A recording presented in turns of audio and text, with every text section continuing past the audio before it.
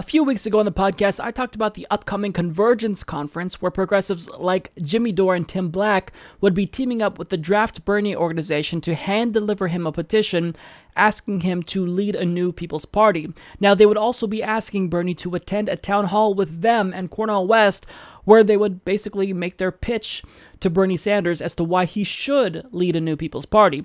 Now, most of my viewers who saw that video were excited about the People's Convergence Conference, but probably one of the biggest questions I saw in the comment section was, well, why would Bernie Sanders have to lead a new People's Party? Why can't he just join the Greens and run that way?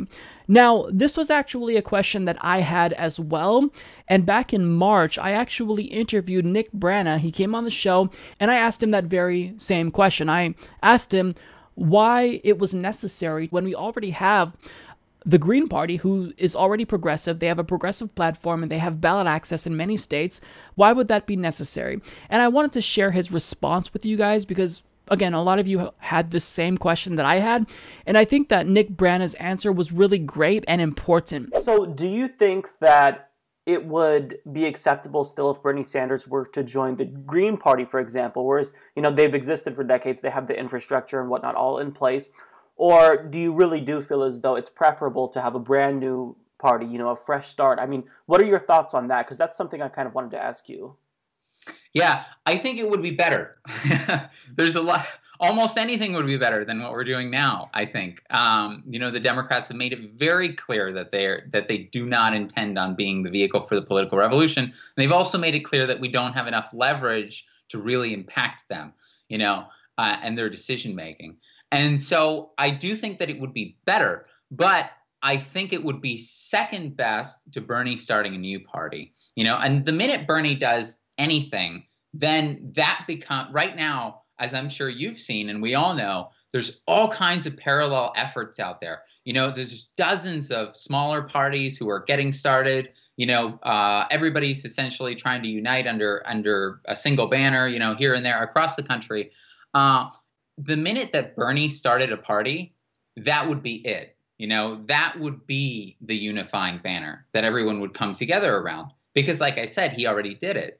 And so I think that while joining the Green Party would be better, I do think that starting a new party would be the best because it would be the most invigorating for people. I've spent a lot of time talking to people and burners about kind of what they want, and you would think that the Green Party would be kind of like a perfect solution, okay, it's there, it has ballot access in like 19 states, but I've found that burners really want to build something new, and right. Regardless of which path we take, it's going to rely on inspiring people. You have to actually bring people into the fold. And the other thing, too, is that I think that the Green Party has an association kind of as a far-left party, Mm-hmm. And we as progressives identify with that, and we have no problem with that.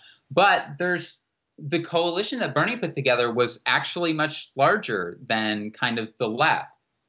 Right. Than progressives. It was actually conservatives, especially in Vermont, like conservatives love him and where they know him most. We've seen him doing these town halls recently where conservatives just are so attracted to what he's saying too. And so that's why the idea of building something that really is kind of a party for the 99%, that can't just be progressive. It has to be all working people, and Bernie's, I think, the best suited and totally capable of doing that. So I think that was a really important point that Nick Brana made, especially about crossover appeal, because Bernie Sanders is someone who was able to lure in a lot of conservative voters. And that's something I didn't think about. And that's why I think it is important to start a new party and not have Bernie Sanders work within the Green Party, because if you identify with the Green Party, then that crossover appeal that Bernie Sanders once had would probably be lost because there's a lot of conservative voters or moderate conservatives who like what Bernie Sanders has to say, but would just unequivocally reject him if he was associated with the Green Party, who, in their opinion, is a far-left party.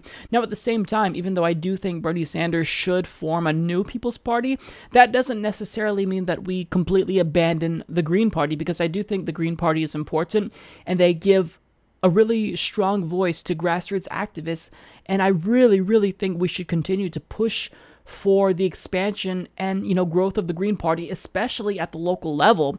So, I think we have to have a multifaceted approach. We've got to go with Draft Bernie, a building of the Green Party, Justice Democrats, brand new Congress. I really feel as though if we approach this strategically from different angles, that's going to be the best approach. We've got to have a kitchen sink approach, as I've called it in the past, because we don't necessarily know what strategy will be conducive to getting the policies we want. So we've got to try everything, because we've got nothing to lose in trying all of these strategies. And I think, I would encourage you to watch the full interview I did with Nick, because he also talks about how a lot of people are seeing, these organizations like Draft Bernie and the Green Party and Justice Democrats as diametrically opposing organizations, when really that's not really true. They're all working towards the same goal. They just have different ideas as to how we should implement the policies we want strategically and how we should fight for these policies. I just wanted to provide you all with that point of clarification, because I think that Nick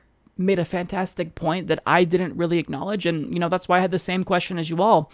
So there you have it. I'd say please watch the full interview, because it was very insightful. Support this podcast by becoming a patron at patreon.com/Humanist Report.